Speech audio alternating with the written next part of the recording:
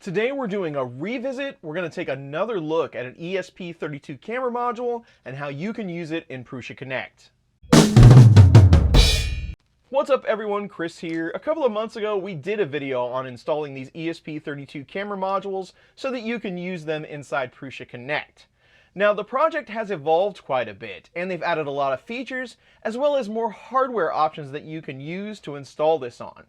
And I've been getting a lot of comments and questions on people struggling with getting this installed. It really hasn't changed much, but it has become just a little bit more complex with all the different things it now supports. So I thought it was worth our time to go ahead and walk through it again. So I'll show you all the steps on how to get it installed.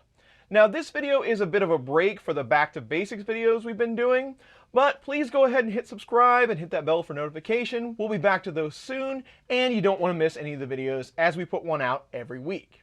So let's go ahead and jump in. I'll show you how to get everything set up so you can use your camera inside Prusa Connect. So we're going to take a look at the hardware that we're going to be using to get this done, our particular ESP32 module, but I did want to start here on the GitHub page for the project because I wanted to show you how much this has involved and all the different kinds of hardware that you can use if you want to. So I think where people are getting stuck is they see my video and the links that I click on and they're no longer there. That's because the project has evolved, there's more things to click on, there's more hardware available. But if you scroll down, the first important thing you come to is supported versions of board. So we're just going to click this link. The one from the last video, that's this AI Thinker board. There's a lot of different ones of these. They look very similar. If you accidentally buy the wrong one on Amazon, you might have to come in here and get a different piece of hardware to get it to work. But this top one here is the default. And while we're here, from Amazon, these are the ones I buy. They're around 10 bucks. I buy them 3 at a time. These are just the old school AI Thinker board. But this one also has that correct CH340 driver. So back to GitHub, this is the board that we have. So just click here for the documentation for this specific board. Again, we have the OV2640 camera module. I'll show you the hardware more in here in just a second. But these are the directions that you want to use when you're building this board. Here's the module we're going to be using today, just that regular ESP32 camera board, the AI Thinker type. But there are a couple of different types of these. You want to make sure you get the right one using that CH340 driver. And there is a hardware tell on these. You can see these rectangles right in here. There are 6 of these resistors. That's a good way to tell if you're getting the one with CH340. There are some out there that only have 4. That's a different driver type. So make sure you're getting the right one. The ad, like I showed you before, should say CH340. These also do come with a separate camera module, but they're pretty easy to install. And then you have this board here that allows you to power and control it a bit. They do have that micro USB plug on them. So you can communicate with them with the computer so you can install them as well. But they should come as a set. Also, an external Wi-Fi antenna is never a bad idea. You can see the Wi-Fi module here on the back. I like to use these. I have integrated these larger antennas into my mounts, but you can just use this cable here and plug it right on that port. Just press it down a little bit. Do that before you build your sandwich. It's going to increase the range on this greatly. But once that's on, you can go ahead and put your adapter on the back, and then we'll flip to the front and install the camera.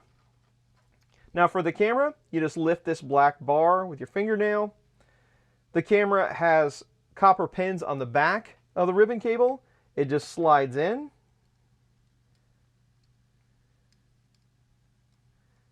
It should go in really easy, don't force it. I do like to use my pick or a small blade just to make sure that it's seated in there, and then you can press down that black bar.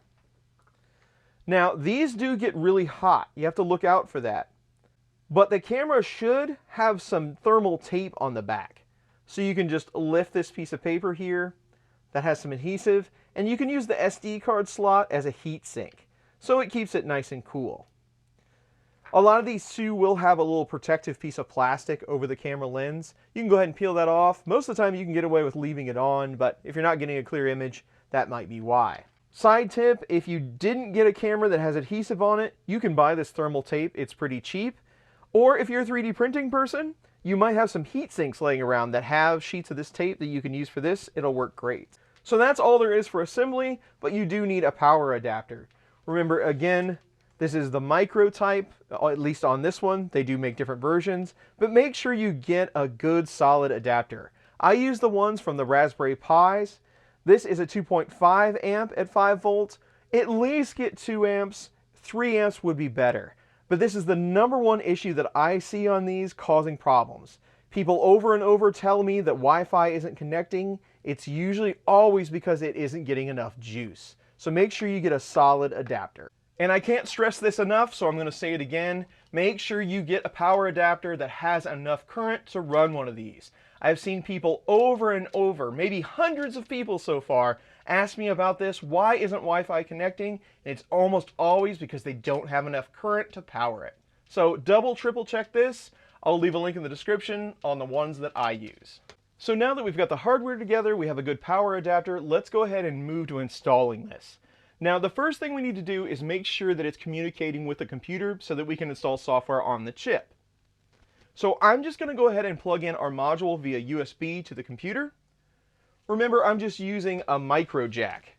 The computer is going to have enough juice to get it installed, to power it up, until we move to that power adapter. But when you plug it in, you should have a light down here letting you know that it is powered up. So now the computer should be able to see this. And in Windows, the easiest way to confirm that is to go down on the Windows key and right-click, and then we'll bring up Device Manager. You're going to have something listed in ports, COM, LPT. Right here is our device. They call it a CH340 device. It's on COM 5. That's the device for our ESP32 module. Now remember, I said before, we want one that uses a CH340 driver. If you don't see the device or it doesn't say CH340, you need to go get that driver. The easiest way to get it is to just Google search for CH340 driver. I usually get the one from Spark Fun here. I showed you this in the previous video, but scroll down. And you just want this executable right here. That'll get it installed for you. But we're in good shape. We already know that it's a CH340 chip, so we can continue.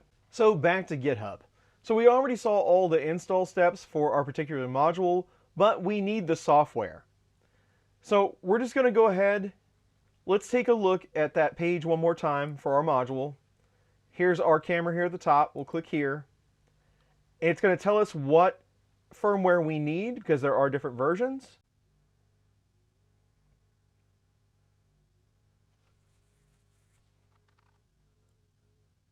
Right underneath the how-to binary, you should see a .zip file telling you which file that you need. So the basic one without any extra letters in it. Remember, if you saw the first video, we did all these different bin files. It's the same install, it's just a little bit harder to find the software. So from here, we're going to go back up, and we're going to check out the different releases there are for the software. So you can just go back over here in GitHub and hit code again. That'll take you back to the main page. But from here, you can see over here there's releases. So we're going to hit that. This gives you all the different things they've done in this latest release. You want the latest one. This will be the stable one. Scroll down a bit, and you'll have all the different assets or files that are part of this release. All the names are just a little bit similar, but you saw in our directions, we want this one, ESP32-cam.zip. So we'll click it, and we'll download it. Once it's downloaded, you can just head to Downloads or wherever you have your downloads. You can right-click on it and extract all. We'll just extract it right here. And if you open that folder, there are those 3 bin files that I showed in that previous video. So those steps right there should get most people back on track. I know it's just a little bit confusing, but we're going to go ahead and install it now anyway. Back to GitHub once again. One thing I did notice while we were scrolling through is they offer a browser-based tool to flash these modules. I didn't see that before, maybe it was on there, but we're definitely going to give that a try. That would be the easiest way to do this. So if you scroll down just a little bit, how to flash using Chrome. Let's click here. And it takes us to a web-based tool. Here's the link. I'm just going to open that up in a new tab. So this is going to make life much easier. You saw in the device manager before we were on COM 5. If you choose to use this tool, go ahead and do show debug log just so you can get some information in case there is an issue. The baud rate that we're going to communicate at on this module is 115200. That one right there. Once you've set that, you can just hit connect. You see that COM5 USB device. We confirm that's the device we want to connect to. Hit connect again. And with that show debug, it's going to give us a lot more info. So it connected up, no problem. Just to be safe, before you flash, go ahead and erase everything that's on the chip so we can start from zero. So just hit erase flash. It's going to give you some information as it works through it. Chip erase completed successfully. So now that that's complete, we can put the program on it. And you saw before where those addresses were for these files. But let's confirm that. We'll walk through it.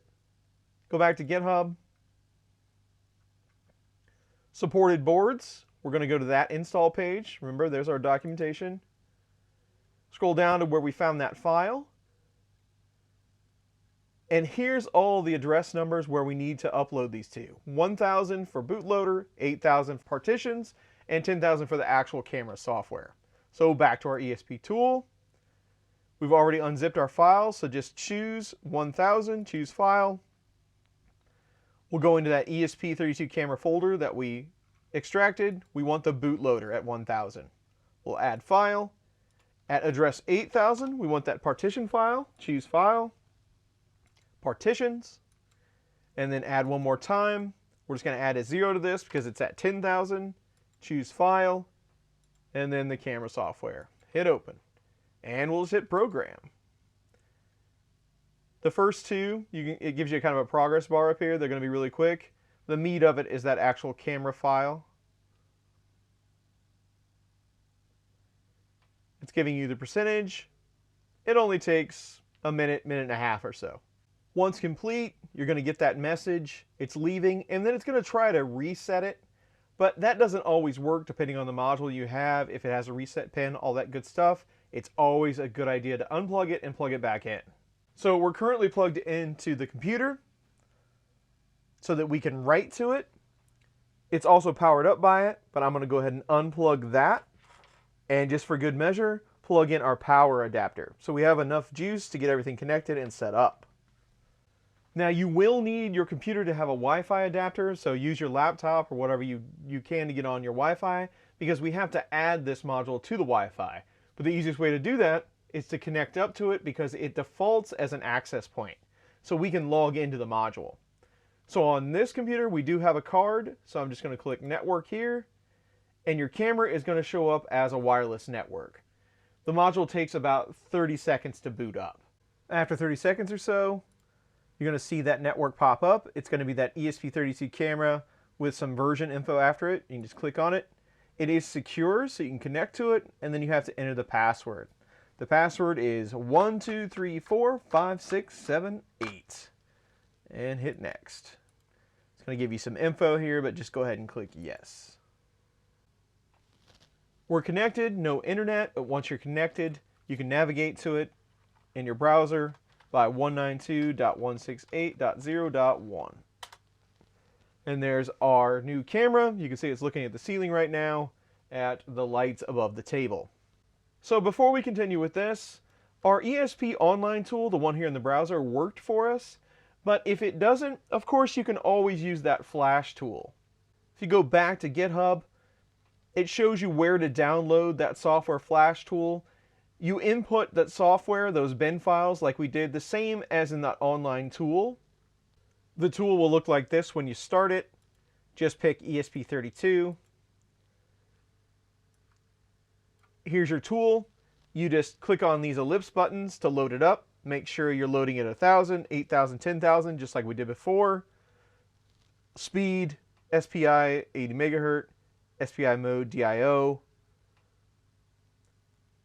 Do not change bin. And then go ahead, make sure you're on that COM port. We were on COM 5, but whatever yours says, make sure it says 115200. Go ahead and hit erase, and then you'll hit a start button. When that's complete, it'll say finish. Hit start, that'll flash, it'll say finish when it's done. So you can always use this tool if that browser tool doesn't work, but that browser tool sure is handy. So now back to configuring the ESP32 camera. So from here, we're still connected to that camera because it's an access point. We want it to join our Wi-Fi network so that it can talk out the internet to get to Prusa Connect.